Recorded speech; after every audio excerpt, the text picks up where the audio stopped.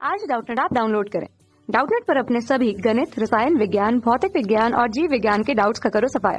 बस प्रश्न की फोटो खींचो, एक ही प्रश्न को क्रॉप करो और तुरंत वीडियो सोल्यूशन पाओ। अभी डाउनलोड करें। में दिया है कि हाइड्रोजन परमाणु लाइमन, बामर और पाषाण श्रेणियों में स्पेक्ट्रमी रेखाएं दे सकता है। ये क्वेश्चन पे बोला गया है।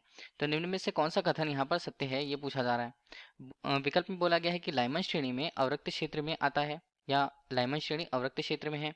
दूसरा, बामर श्रेणी आंशिक रूप से दृश्य क्षेत्र में है। तीसरा, पाषाण श्रेणी दृश्य क्षेत्र में होता है और बामर श्रेणी पूर्ण रूप से पराबैंगनी क्षेत्र में होता है, ये कहा जा रहा है। देखिए, अभी हम हाइड्रोजन परमाणु की बात कर रहे हैं, ठीक है। तो हाइड्रोजन परमाणु में जब जो उसके इलेक्ट्रॉन्स होते हैं वो अगर उच्च ऊर्जा स्तर से निम्न ऊर्जा स्तर के, उसमें कैसे बताएंगे हम, जो इलेक्ट्रॉन्स हैं चारों ओर वो घूम रहे हैं, वो अगर किसी उच्च ऊर्जा स्तर से निम्न ऊर्जा स्तर तक जाएंगे, तब ये यहाँ पर ऊर्जा का या विकिरण के रूप में ऊर्जा को उत्सर्जित करते हैं, ठीक है, जिससे हमें स्पेक्ट्रमी रेखाएं मिलती हैं। अब स्पेक्ट्रमी रेखाएं मिलती हैं तो उसके संगत पे हमें जो श्रेणियां मिलती हैं वो हम पहले बात करेंगे।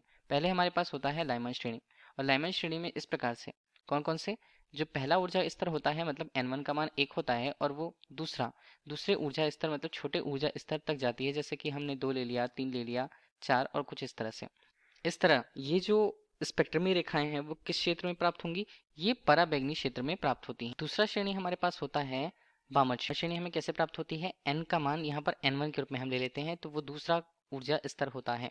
दूसरे ऊर्जा स्तर से इसके नीचे वाले ऊर्जा स्तर, मतलब चाहे तो वो हम 3 ले लें, चाहे हम 4 ले लें, 5 ले लें, कुछ इस तरह से आगे मान जब बनते हैं तो हमें स्पेक्ट्रमी रेखाओं के रूप में यहाँ पर दृश्य रेखाएं या दृश्य क्षेत्र में स्पेक्ट्रमी रेखाएं प्राप्त होती हैं, ठीक है। इस तरह अगर तीसरे श्रेणी की बात करें तो तीसरी श्रेणी होती है पाषाण श्रेणी। हम कैसे समझते हैं, जब इलेक्ट्रॉन, हाइड्रोजन परमाणु के इलेक्ट्रॉन ऊर्जा स्तर से या उच्च ऊर्जा स्तर से तीसरे ऊर्जा स्तर पर पहुंचते हैं, तो n1 हमने यहाँ पर रखा, तो n1 हमारे लिए क्या हो जाएगा, 3 से वो और नीचे ऊर्जा स्तर पर जब जाते हैं तो n2 ग्रुप में चाहे हम 4 ले लें, चाहे हम 5 ले लें, चाहे हम 6 ले लें, कुछ इस तरह से मान होते हैं। तो उत्सर्जित स्पेक्ट्रम रेखाएं जो होती हैं पाषाण श्रेणी में अवरक्त क्षेत्र में पढ़ते पे हमें 3 श्रेणी के नाम ही बताए गए थे कि लाइमन श्रेणी, बामर श्रेणी और पाषाण श्रेणी में स्पेक्ट्रमी रेखाएं वो दे सकते हैं। तो वो कौन कौन से सत्य होंगे, लाइमन श्रेणी के लिए कौन सी क्षेत्र आती है, स्पेक्ट्रमी रेखाओं के क्षेत्र पराबैंगनी क्षेत्र में आते हैं, तो हमारे लिए पहला विकल्प गलत होगा। दूसरा, बामर श्रेणी में आंशिक रूप से दृश्य क्षेत्र है, हाँ तो ये हमारे लिए सही होता है। तीसरा है पाषाण श्रेणी में दृश्य क्षेत्र में है, तो पाषाण श्रेणी यहाँ पर अवरक्त क्षेत्र में होता है, विकल्प गलत है।